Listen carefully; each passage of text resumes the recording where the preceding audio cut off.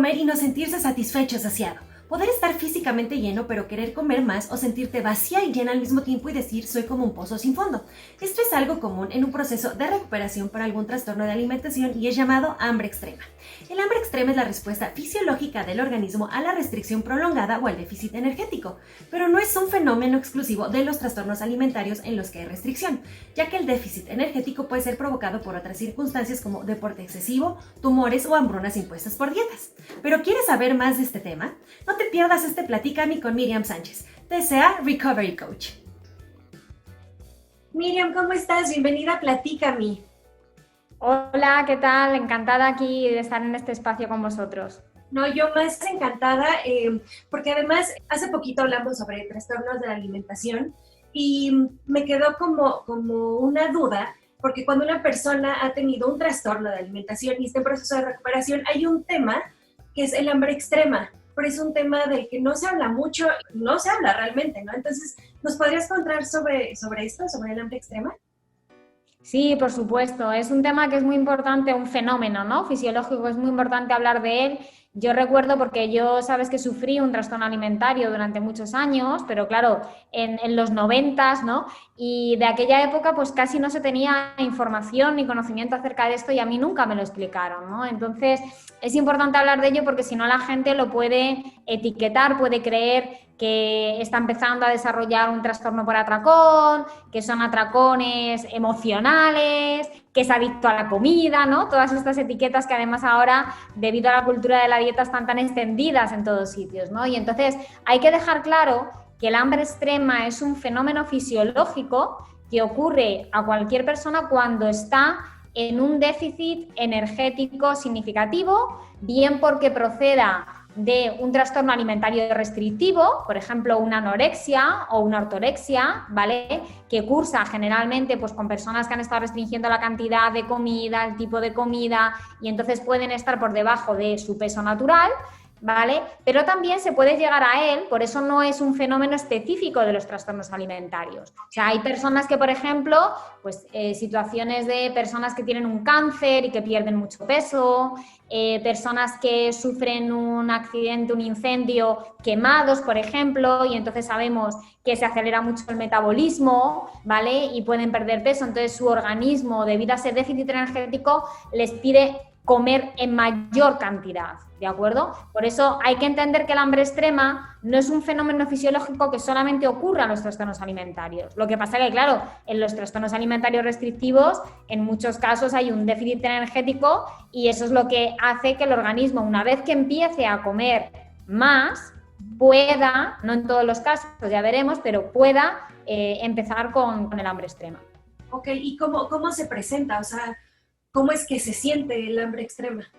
Sí, bueno, como su propio nombre indica, es un hambre muy grande, ¿vale? O sea, es un hambre voraz. Entonces, ¿cómo se manifiesta? Pues en forma de mucha hambre. Lo que pasa que es cierto que si se presenta en el contexto de un trastorno alimentario restrictivo, como las personas han perdido mucho la conexión con sus sensaciones de hambre, de apetito, de saciedad, puede ser muy confuso para ellos identificar qué es lo que está pasando, porque encima en su caso, en un trastorno alimentario, tienen mucho miedo al hambre por lo que significa, porque tienen miedo a subir de peso, ¿no? Con lo cual puede ser una situación confusa en la que por una parte las señales de hambre, saciedad, apetito están alteradas, todavía se está restableciendo, ¿no? A medida que comen más, por otra parte están los miedos a nivel mental propios del trastorno, con lo cual se puede presentar como no puedo dejar de pensar en comida, acabo de comer y ya sigo pensando en comida, tengo mucha hambre, al rato como, me siento lleno y al ratito ya tengo hambre otra vez,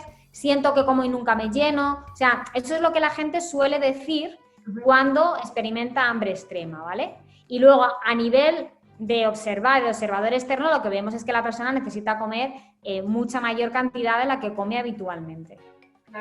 Claro, pero sí es también como bien importante, ¿no? Que sepan diferenciar que el hambre extrema no quiere decir que eres adicto a la comida, que te estás dando atracones, o sea, es realmente algo que está pidiendo tu cuerpo, pues por el mismo déficit que tienes. Exacto, exacto. Sí, sí, por eso es un fenómeno puramente fisiológico. De hecho, aquí el mecanismo, ¿no? Los mecanismos que a nivel fisiológico están alterados o comprometidos son precisamente el sistema de regulación del hambre, el apetito y la saciedad, en el que juega un papel fundamental el tejido graso, ¿vale? Porque el tejido graso, claro, si hay un déficit energético de una restricción prolongada, una malnutrición, está muy disminuido. ¿Vale? Y cada persona, igual que cada persona tiene un índice de masa corporal o peso óptimo, que solamente lo sabe su cuerpo, también tiene un tejido graso que es óptimo. Y cuando ese tejido graso está en su porcentaje óptimo, genera una hormona que se llama la leptina, ¿vale? Entonces la leptina, igual que otras hormonas, pero en este caso es muy importante, es la que manda la señal al organismo de, vale, estoy saciado, ¿vale? Ya no quiero comer más, estoy saciado, ¿vale? Se siente lleno. Pero claro, en personas que vienen de una desnutrición o restricción prolongada, este sistema de regulación, el tejido graso está reducido y la leptina también se secreta en pocas cantidades, con lo cual no llega la señal que dice estoy saciado. Pide más, el organismo pide más, ¿vale? Ok. Una pregunta que vi en uno de los lives que compartiste en tu cuenta era también como el explicar qué no es el hambre extrema, como para que las personas realmente tengan claro. Entonces, ¿qué no es? Vale, bueno, pues no es muchas cosas, es lo que os acabamos de decir y no es una cosa de la que se habla mucho, adicción a la comida, ¿vale? No me voy a meter porque tendríamos para un podcast completo si hablamos de adicción a la comida o adicción al azúcar, ¿no?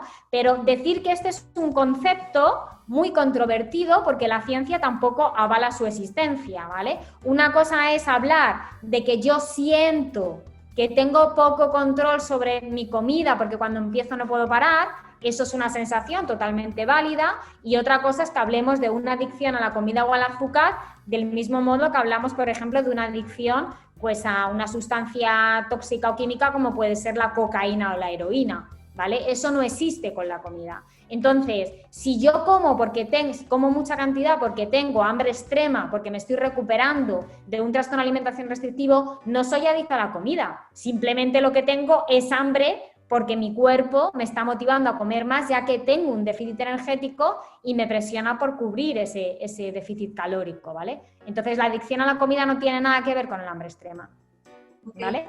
Eso es una cosa. Ok, sí, perdón, sigue. No, luego, tampoco es comer emocional. También se habla mucho del emotional eating, ¿no? No es comer emocional porque, claro, el comer emocional, que también se ha satanizado mucho por la cultura de la dieta, bueno, pues en comedores normales intuitivos es normal que ocurra algunas veces. O sea, todos cuando estamos tanto contentos como tristes podemos recurrir a la comida y dentro de unos límites es normal, ¿no? Empieza a ser un problema cuando es el único recurso, la única herramienta que tiene la persona para lidiar con las emociones. Pero hay que entender que un comedor emocional, bueno, una persona que come emocionalmente simplemente es que está en cierto estado emocional y come y ya está. O sea, recurre a la comida como una forma de acompañarse o de lidiar con esas emociones. Pero es que insistimos en el hambre extrema, en el contexto de un trastorno alimentario, a pesar de que, claro, estas personas, como hemos dicho antes, pueden tener miedo, pero el hecho de que sientan miedo al mismo tiempo que experimentan hambre extrema no lo convierte en comer emocional. Estás comiendo porque tienes hambre extrema. Otra cosa es que, como tienes también un trastorno alimentario, sientas culpa, sientas miedo, sientas remordimientos, pero eso forma parte del trastorno alimentario, ¿vale? Porque de hecho, por ejemplo, yo que conozco a bastantes personas hacen triatlones, hacen Ironman, ¿no? Entonces son competiciones deportivas muy duras que les exigen hacer unos entrenos súper duros, ¿no? Y cuando están entrenando al máximo, pues muchas veces pierden peso no de una forma consciente, sino precisamente porque el entrenamiento que hacen es muy duro y tiene que ser así, a pesar de que coman mucho, pero es así. Y una vez que pasan esas competiciones, ¿vale? Como generalmente muchos pierden peso, pasan por episodios de hambre extrema. ¿Cuál es la diferencia? Que estos deportistas, si no tienen un trastorno alimentario, no están metidos en culpa, no se sienten mal, no tienen miedo, entienden que es normal, que restaurarán su peso y hasta que no estén en la próxima competición deportiva, que a lo mejor pierdan algo, pues es lo que toca en ese momento y luego ya sus niveles de apetito y de hambre se estabilizarán. Lo que pasa es que las personas con trastornos alimentarios tienen ese plus del miedo, de la culpa y de la emocionalidad. Pero esto no quiere decir que sea comer emocional. Ok, queda clarísimo. Y ahorita, por ejemplo, que justo decías, en el caso de estos atletas, por ejemplo, el tiempo que va a durar el hambre extrema, pues realmente va a ser poco, porque como dices, es nada más mientras su cuerpo como que se vuelve a regular. En el caso de una persona que sufrió o que sufre de un trastorno de la alimentación, ¿cuánto tiempo dura? O sea, ¿cuánto tiempo va a pasar para que su cuerpo se regule y vuelva a ser normal? Claro, pues la verdad es que esta es la pregunta del millón que siempre me hacen, ¿no? Y esto, Miriam, ¿cuánto va a durar? Que no puedo más. Llevo un mes y casi todos los días tengo episodios de hambre extrema. Pues la respuesta es que depende y que no se puede dar un número determinado, Amiel, porque hay personas que simplemente son episodios de hambre extrema que vienen y van a lo largo de todo el proceso de recuperación. Hay personas que les dura meses, hay personas que nunca llegan a sentir hambre extrema, sí que aumentan sus niveles de hambre y apetito, lógicamente, pero no hasta el nivel de que digamos que puede ser extrema, con lo cual aquí no podemos dar una cifra exacta, ¿vale? Lo que podemos decir a partir de la evidencia es que técnicamente el hambre extrema se conoce como hiperfagia y esta hiperfagia guarda relación con la restauración del tejido graso, la relación entre tejido graso y tejido magro que sea óptima para la persona. Entonces, cabe esperar que cuando la persona, gracias a que se está rehabilitando nutricionalmente y comiendo más, alcanza ese ratio óptimo para su cuerpo, insisto, ¿vale? Subrayo su cuerpo, que no se puede establecer aquí un promedio exacto, alcanza ese ratio óptimo, entonces la hiperfagia ya tiende a disminuir, ¿vale?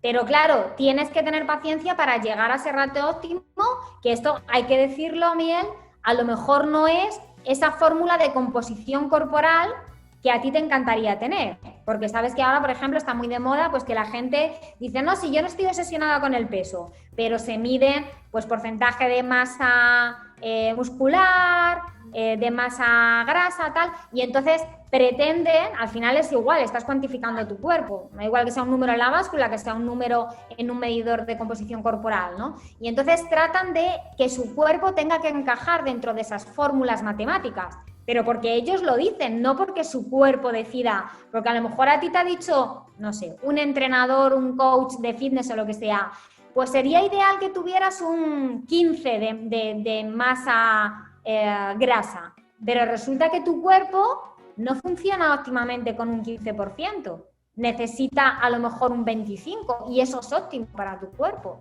Entonces, claro, si tú tratas por todos los medios de que tu cuerpo encaje en ese tejido graso, a lo mejor se revela en forma de desajustes metabólicos, ¿no? Y alteraciones hormonales.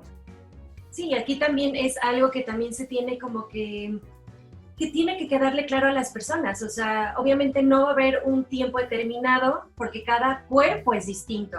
Igual que la recuperación, en cada persona se va a presentar distinto y como dices, también igual va a haber personas que ni siquiera presenten el hambre extrema, ¿no? O sea, sí puede cambiar mucho en todas las personas y así como puede cambiar mucho, hay como algo que se pueda hacer para recuperarnos bien, bueno, para que se recuperen bien o algo que no se deba hacer. Sí, a ver, respecto al hambre extrema, a ver, al final estamos hablando de fisiología humana, ¿no? Por lo tanto, yo sé que existe mucho miedo entre las personas que tienen trastornos alimentarios restrictivos porque lógicamente un miedo central es a subir de peso, ¿vale? Pero es que en algunas personas es absolutamente necesario, si no, nunca se van a recuperar, ¿no? Es deseable que suban y que alcancen su peso natural, ¿no? Entonces, yo siempre les digo, tú imagínate que este hambre extrema te viene. Precisamente me gusta decirles el ejemplo de una persona que viene de un cáncer o que viene y ha perdido mucho peso o que es atleta ¿Tú le dirías a esa persona, no honres tu hambre, no respondas a ese hambre extrema, porque vas a subir de peso? Pero si es lo que necesitan. Lo que pasa es que para ellos no son capaces de verlo, ¿no? Entonces, la respuesta más sencilla es que hay que responder a ese hambre extrema. Porque en tanto en cuanto una persona que está en recuperación ignore su hambre, la distraiga o la engañe o diga, sí, voy a responder al hambre, pero solamente como alimentos que yo considero sanos, ¿no? Es decir, pues a lo mejor el cuerpo en el hambre extrema no te suele pedir solamente comer brócolis, zanahorias y manzana, te suele pedir comer comidas más densamente calóricas, ¿no? Pues sobre todo carbohidratos, grasas, proteínas. Entonces, en la medida en que la persona trate de controlar, vale, respondo al hambre, pero con mis condiciones, eso es una restricción. Y eso lo único que va a hacer es retardar el proceso de recuperación. Así que controlar el hambre extrema implica responder a esos niveles de hambre aumentados, pero también elegir los alimentos más densamente energéticos que más probablemente pidiera el organismo, ¿no? Entonces eso es lo primero.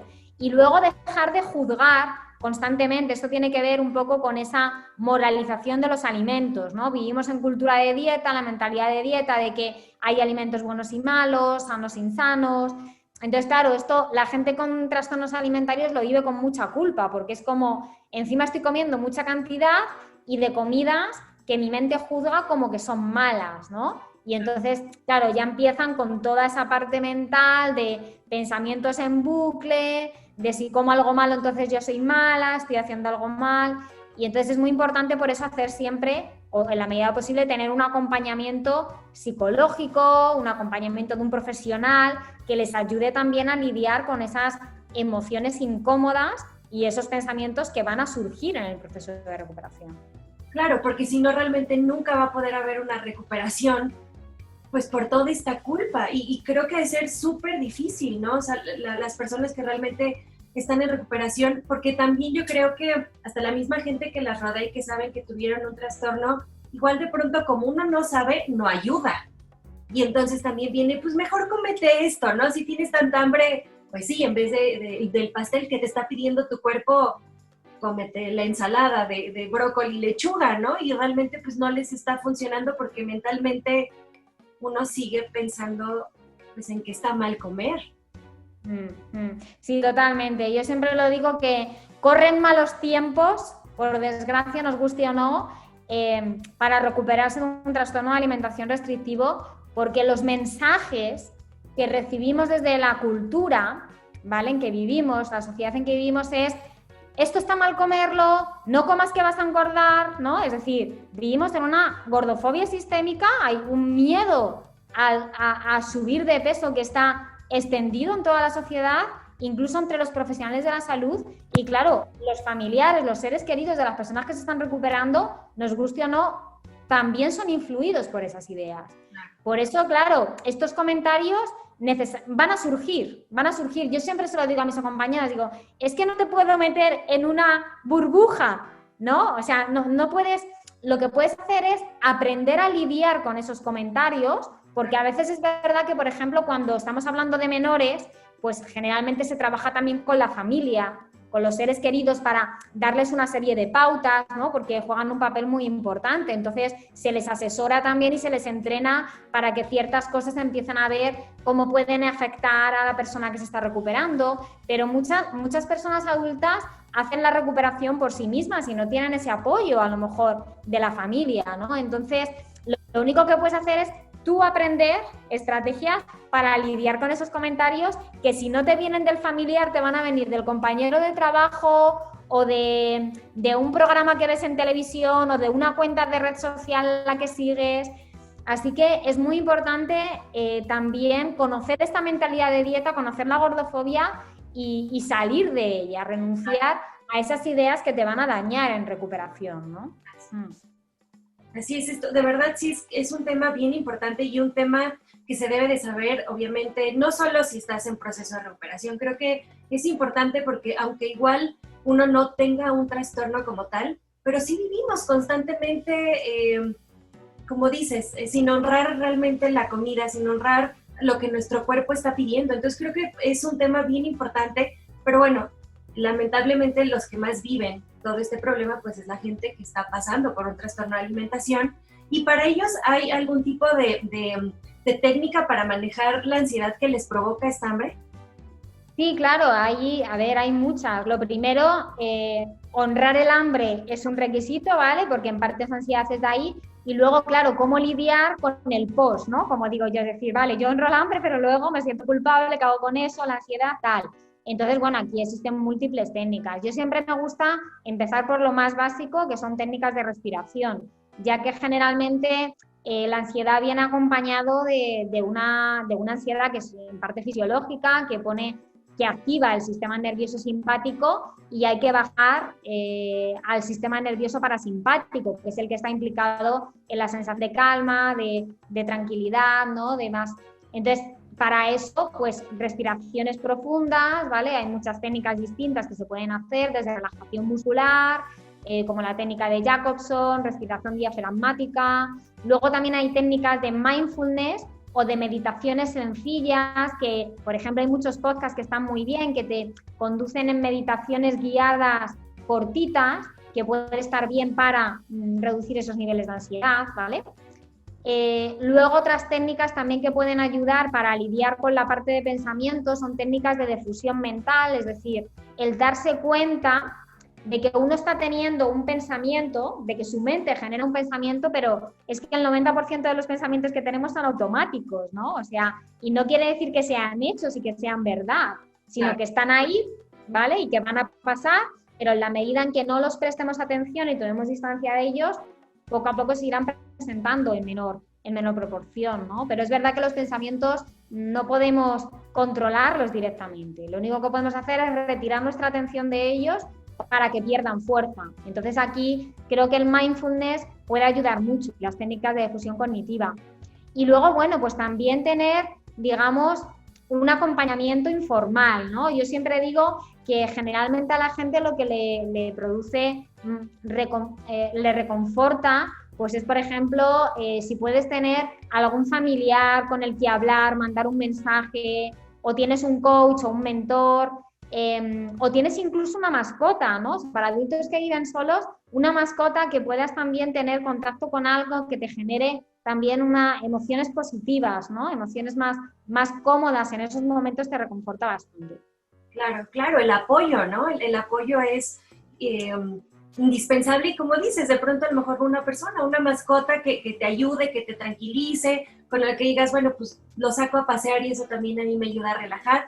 Pero el punto es encontrar todas estas maneras, ¿no? Ya sea por medio de respiraciones, de meditaciones, y de la red de apoyo, que es tan importante, ¿no? Exacto. Sí, luego también tratar de fomentar o desarrollar algún hobby, ¿no? Alguna afición. Yo siempre recomiendo también, porque para la ansiedad vienen mejor, aficiones que implique el uso de las manos, ¿no? O sea, porque a veces me dicen, es que, Miriam, si me pongo a ver una película, mi mente, como está a 1000 por hora de los pensamientos, no me centro. Y digo, vale, prueba, por ejemplo, hay gente que le gusta dibujar mandalas, ¿no? Colorear mandalas, o hay gente que le gusta tejer, o escribir incluso, ¿no? Que puede ser una buena estrategia también, escribir sobre tus pensamientos, escribir un diario de recuperación, pues todo eso también puede ayudar para calmar un poco la actividad mental. La verdad te agradezco mucho que nos compartas todas estas técnicas porque creo que también una de las cosas que más de pronto pueden afectar es esta ansiedad, ¿no? Que puede entrar pues por los mismos pensamientos que ya ahorita venías diciendo, por todo lo que vemos, ¿no? De pronto pues hasta estar viendo, por ejemplo, una película, como decías, si estás viendo cosas de comida, entonces puede provocar también más ansiedad, entonces qué bueno que existan tantas técnicas que puedan ayudar a esta recuperación. Y también ahorita de algo que venías diciendo, Miriam, de, por ejemplo, muchas personas que no presentan el hambre extrema. Es para preocuparse, o sea, que digan, bueno, me estoy recuperando y ¿por qué no siento hambre?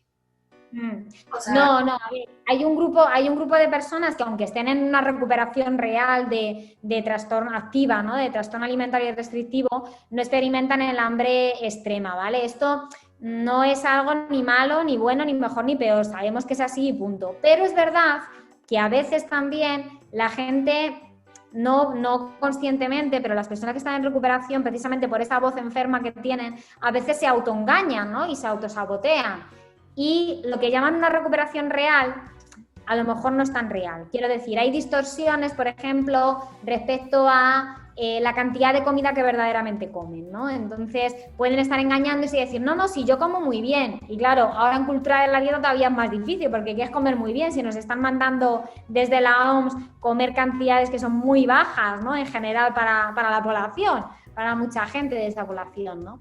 Entonces, claro, hay que asegurarse primero que comes lo suficiente, y aquí lo suficiente lo quiero subrayar porque las recomendaciones que aplican para la gente que está bien nutrida en equilibrio energético no son las mismas que aplican para una persona que está en déficit energético. Lógicamente, una persona que está malnutrida necesita más calorías, más energía, que una persona que está en su equilibrio energético. Es que es algo muy de sentido común, pero hoy entre cultura de dieta y el trastorno de alimentación cuesta mucho asimilarlo, ¿no? Entonces, se tienen que asegurar que realmente están ingiriendo la suficiente energía, luego que están honrando realmente, porque se puede comer para estar satisfecho físicamente, pero para también estar, satisfecho, saciado físicamente, pero también para estar mentalmente satisfecho, es decir, que elijan realmente los alimentos que quieren, que es un poco lo que hablábamos antes, ¿no? O sea, que no se llenen solo de energía, de calorías, de alimentos que realmente no es lo que quieren, porque claro, si me lleno de plátanos, pero realmente lo que quiero es comerme un sándwich de queso, pues entonces no estás honrando tu hambre. Y luego comer variado, ¿vale? La variedad también es importante, porque a veces no se despierta el apetito, ya que tienen una alimentación muy monótona, ¿no? Muchas veces las personas tienen como lo que se llaman sus alimentos seguros, no se salen de ahí y realmente no se despierta el hambre y el apetito, pero porque siempre comen lo mismo, ¿vale? Entonces, si una persona que está en recuperación activa, a pesar de comer suficiente para su recuperación, variado y honrando su hambre mental y física, no experimenta hambre extrema, no pasa nada, que siga adelante, pero que no caiga en autoengaños.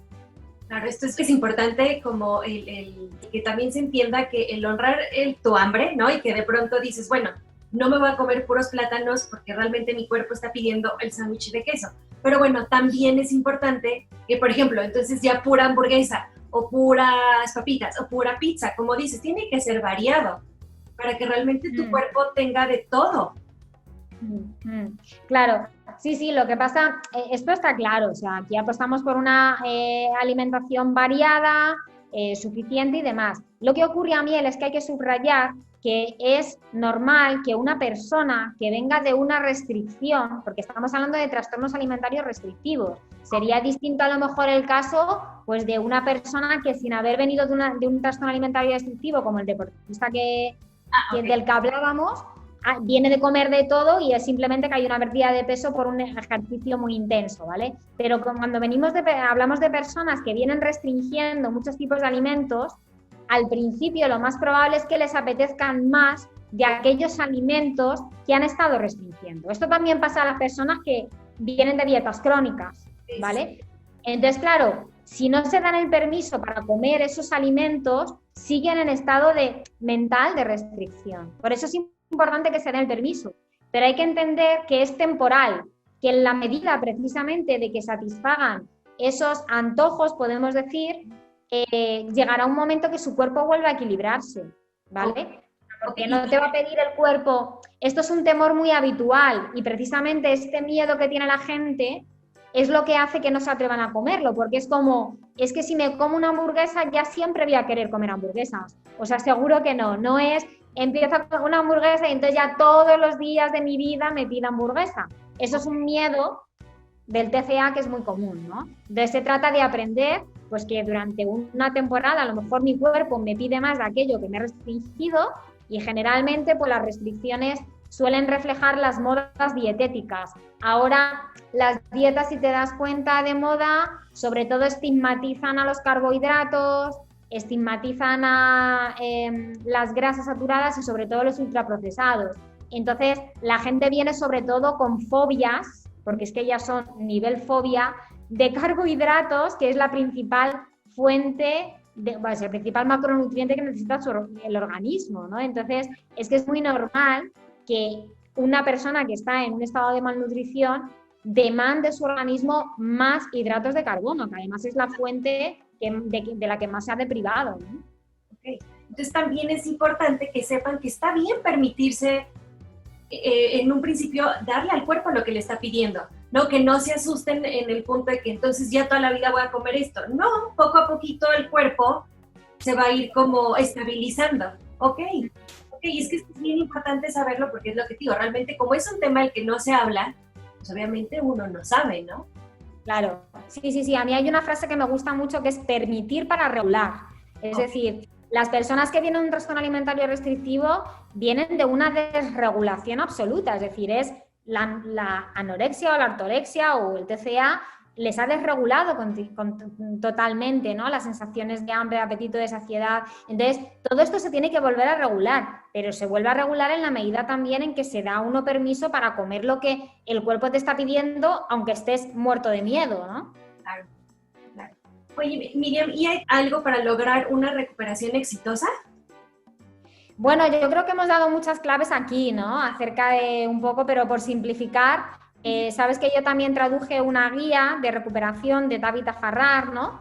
Que, bueno, creo que ofrece muchas directrices, que luego cada uno tiene que adaptarlo, por supuesto, porque cada caso es único y tiene que adaptarlo a su situación, pero la recuperación total, al final, sí o sí, tiene que incluir 3 componentes para mí. Uno es la rehabilitación nutricional completa, y aquí hemos hablado mucho de la parte de nutrición, ¿vale?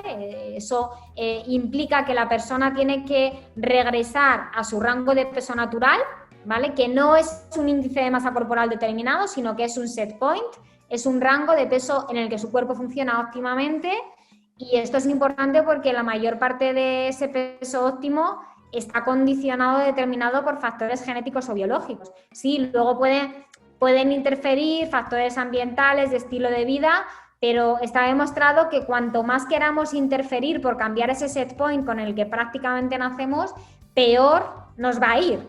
Y mucha de la ganancia de peso que hay, incluso la obesidad, entre comillas, puede estar relacionado con el hecho de hacer muchas dietas restrictivas a lo largo del tiempo, ¿vale? Porque con cada dieta restrictiva que se hace es un periodo de hambruna, porque así es como lo procesa el organismo, y después de cada dieta restrictiva el organismo gana un poco más y acumula un poco más y reduce un poco más el metabolismo, y al final eso puede explicar que a la larga se termine aumentando el set point, ¿vale? O sea, esto es un fenómeno que conocemos bien. Por lo tanto, la rehabilitación nutricional implica esa restauración del peso natural, implica perder el miedo a los alimentos, relacionarse de una forma equilibrada con todo tipo de comidas, y luego está la parte de recuperación mental, ¿no? O psicológica. Pues aquí hay que reprogramar todas las creencias que hay en torno a la alimentación, pues que se han ido, digamos, el cerebro programando con toda esa mentalidad de dieta, alimentos buenos, malos, etiquetas, ¿no?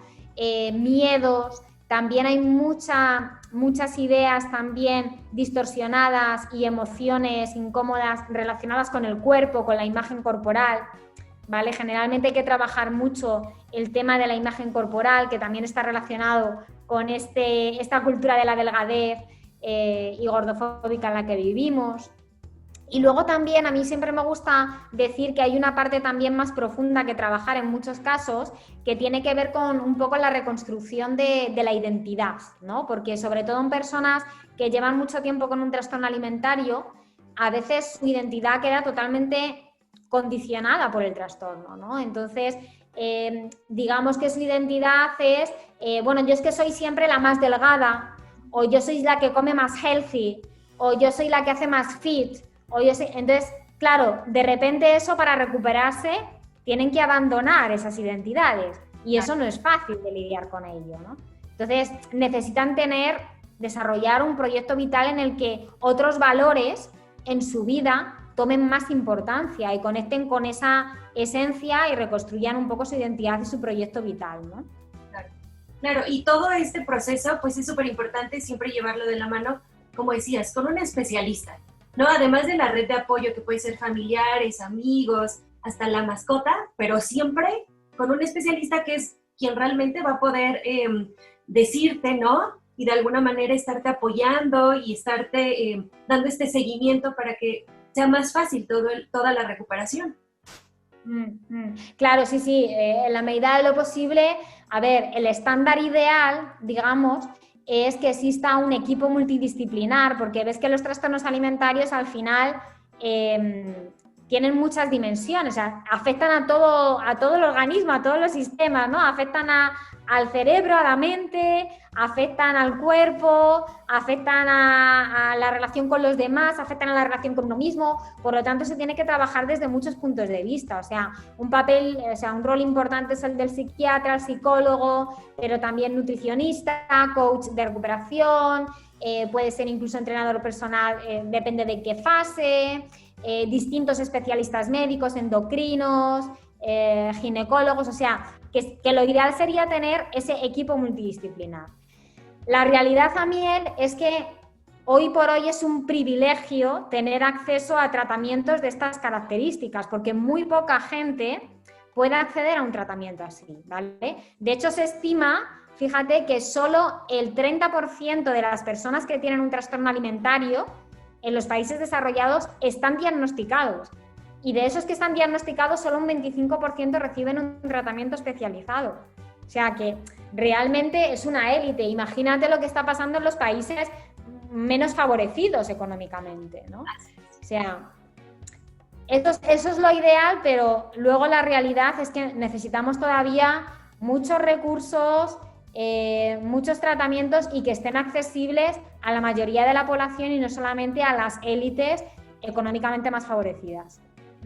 Claro, pero bueno, por lo menos, si no se puede tener pues todo este equipo, pues sí podemos o se puede buscar un especialista en trastornos de la alimentación, un psicólogo, obviamente también un nutricionista, pero enfocado en trastornos de la alimentación. Sí, muy importante, muy importante. Claro, sí, porque a veces esta cultura de dieta en la que vivimos y el pesocentrismo, es decir, no se puede centrar o enfocar la recuperación a alcanzar un peso. O sea, una persona con un trastorno alimentario no se va a recuperar no más simplemente porque alcance un determinado peso, índice de masa corporal. No, eso no es una recuperación completa, eso es una recuperación parcial. Vale, pues estás con más peso, pero puede ser que tu mente esté igual, ¿no? Con lo cual es cuestión de tiempo que a lo mejor ese peso ya se desestabilice o baje o lo que sea, ¿no? Con lo cual es muy importante abordar la recuperación de todos los puntos de vista. Y luego el problema que nos encontramos es que muchos profesionales, por desgracia, participan de esta cultura de dieta, ¿no? Entonces son ellos mismos quienes, bueno, vale, pues mientras estés por ejemplo, mientras llegues a un índice de masa corporal de 20, 21, ya estás recuperado y no te muevas de ahí. Ya, pero volvemos a lo que decíamos antes. ¿Y si mi cuerpo no funciona óptimamente con un 20, 21 y yo le estoy forzando por estar ahí cuando en realidad sigo restringiendo y sigo incurriendo en conductas de riesgo para que mi cuerpo entre dentro de ese índice de masa corporal, cuando para mí el índice de masa corporal óptimo es 24 y funciona perfectamente? Entonces, eso mantiene el trastorno, porque realmente la persona no llega a el índice de masa corporal que le corresponde. Y no solamente eso, sino que se dan muchas reglas de alimentación, ¿no? O sea, hay muchos nutricionistas, no estoy diciendo todos, por favor, hay toda una corriente de un movimiento que se llama no dieta, anticultura de dieta, salud en todas las tallas o health at every size en inglés, que nos alineamos con otro tipo de nutrición conectada, consciente, intuitiva, ¿vale? O sea, un aprendizaje distinto de lo que es la relación con la comida, ¿no? Pero claro, si tú a una persona con un trastorno de alimentación restrictivo que está llena de reglas de alimentación, como te puedes imaginar, encima le das más reglas y no puedes comer azúcar porque el azúcar es horrible para tu cuerpo y no puedes comer más de un plátano al día o sea, si le das más reglas, ¿cómo va a salir del trastorno? Sí, así es, por eso es como tan importante que sí sepan que al buscar a un especialista tiene que ser un especialista en trastornos de la alimentación para que realmente, ya sea en cuestión ya de nutrición o en cuestión psicológica, pues que esté especializado en eso, ¿no? Exactamente, sí, muy importante. Y si alguien te quiere buscar, ¿estás dando como consultas en línea? Sí, bueno, si la gente me quiere buscar, en la red social donde yo soy más activa es en Instagram, que soy @miriamsanchez.tcacoach. Tengo también una web que es www.tcarecoverycoach.com y ahí, bueno, trato, a veces estoy demasiado llena de trabajo, pero trato de escribir al menos un artículo en el blog al mes. Ahora tengo publicados bastantes, creo que la gente le puede interesar si le interesan estos temas porque suelo escribir sobre fenómenos relacionados con la recuperación o los TCA o cultura de dieta, gordofobia, de los que no se habla mucho, ¿no? Entonces, bueno, creo que a la gente le puede por lo menos dar otra mirada, ¿no? Alejada de la cultura de la dieta en la que estamos tan imbuidos. Y luego sí, yo trabajo como coach de recuperación, ¿vale? Aparte soy doctora en psicología y trabajo también online, sí. Perfecto. Sí, esto quería como que sí, no lo platicaras por si alguien tiene duda, por si alguien te quiere buscar. Y aunque uno no tenga un trastorno de alimentación, yo recomiendo 1000% tu cuenta porque todo lo que compartes realmente es completamente educativo, obviamente te cambia la percepción de muchísimas cosas que uno no sabe o de lo que uno no se da cuenta. Entonces, pues espero que mucha gente que con esta plática haya aprendido sobre este tema que no sabíamos y que pues también te pueden buscar en cualquier momento en las redes sociales porque compartes y compartes y compartes cosas de las cuales podemos aprender muchísimo. Entonces, yo te agradezco infinitamente por esta plática, por este tiempo y pues espero que muy pronto podamos platicar sobre más temas que tienen que ver con toda la cuestión de la recuperación del trastorno de la alimentación y pues de verdad te agradezco mucho. Muchas gracias, Daniel. La verdad que para mí es un placer, ya te digo, haber compartido este espacio y divulgar, ¿no? Al final, obviamente, aunque yo hablo de muchos aspectos que están relacionados con los trastornos alimentarios, pero hay que tener en cuenta que este mensaje, dada la cultura en la que vivimos, le puede interesar prácticamente a cualquiera, porque todo el mundo se desarrolla creencias, opiniones sobre la alimentación, sobre el cuerpo, y muchas veces pues no sabemos si estamos diciendo algo que puede dañar a nuestros hijos, por ejemplo, ¿no? O podemos estar en nuestra casa a lo mejor fomentando ciertas normas que les pueden afectar a nuestros hijos y sin necesidad de llegar a desarrollar un TCA se puede llegar a tener una relación que puede ser muy problemática con el propio cuerpo, con la comida y eso está afectando cada vez a más gente. No, y esto es súper real y mucha gente de pronto no sabe que a lo mejor está pasando por un trastorno porque no lo tenemos claro. Porque como no se habla de todo eso y más bien de lo que nos hablan es de las dietas y cada día salen nuevas dietas y como dices, ya también mucha gente como toda la vida creció con todo esto, ahora los hijos los está educando pues igual y entonces creces y de alguna manera sí teniéndole miedo a ciertos alimentos, a ciertas comidas, todo el tiempo restringiéndote, todo el tiempo diciendo, bueno, pues igual ya me comí esto hoy, pero entonces mañana voy a hacer todo el ejercicio del mundo para bajarlo. Entonces, creo que por eso es que yo decía ahorita que estaba diciendo de tu cuenta, que aunque no estemos pasando por un trastorno, podemos aprender muchísimo. Y te voy a decir, yo a partir de que empecé a buscar estos temas para el Platícame, que se me hacen súper importantes, empecé a eliminar cuentas que todo el tiempo te decían los comparativos, ¿no? En vez de comerte este sándwich de queso, pues cómete este que es de lechuga con queso, ¿no? Empecé a eliminar porque sí, es parte de la cultura y todo lo que siempre estamos viendo es la restricción. Entonces tenemos que aprender realmente a honrar nuestros alimentos, honrar nuestra comida y una de estas partes pues es eso, empezar a quitar de nuestros pensamientos toda la cultura sobre la alimentación que no es correcta, ¿no? Es que además, y bueno, con esto ya si quieres ya finalizo, ¿no? Y es, yo dejaría a los oyentes una reflexión y es, mira, llevamos con toda esta industria de las dietas y la cultura de la dieta, el adelgazamiento, la guerra, como se llama, contra la obesidad, desde los 70s. O sea, en Estados Unidos desde los 60, 70 se desarrolló y realmente, por favor, pensar, ¿ha servido para algo? Porque desde los 60-70 que se está fomentando dietas restrictivas, todo tipo de dietas milagrosas o estilos de alimentación saludables o fitness o healthy, como los llaman ahora, que siguen siendo más de lo mismo, realmente tenemos más trastornos alimentarios que nunca. Es verdad que ahora también se evalúan más, es verdad que también se hacen más estudios, pero hay más gente con problemas de alimentación y hay más obesidad, con lo cual creo que hay que hacer la reflexión de que esto, sea lo que sea, no está funcionando. Es verdad. Entonces, algo que hace daño, tendríamos que replantearnos que quizá esa no es la forma de abordarlo, ¿no? Así es, exactamente. Creo que es la reflexión como para pensar qué se está haciendo mal, porque está pasando todo lo contrario, ¿no? Hay más problemas, tanto de obesidad como de trastornos de alimentación, ¿no? Entonces, es para pensarlo y por eso te digo, yo creo que sí es súper importante hablar de estos temas y pues nuevamente te agradezco muchísimo y pues te digo, espero que nuevamente nos podamos ver muy pronto. Seguro que sí, nos volveremos a ver. Muchísimas gracias, Miriam. Te mando un abrazo gigante y muchos besos. Gracias por todo. Besos desde Madrid. Gracias. Saludos desde México. Bye, bye.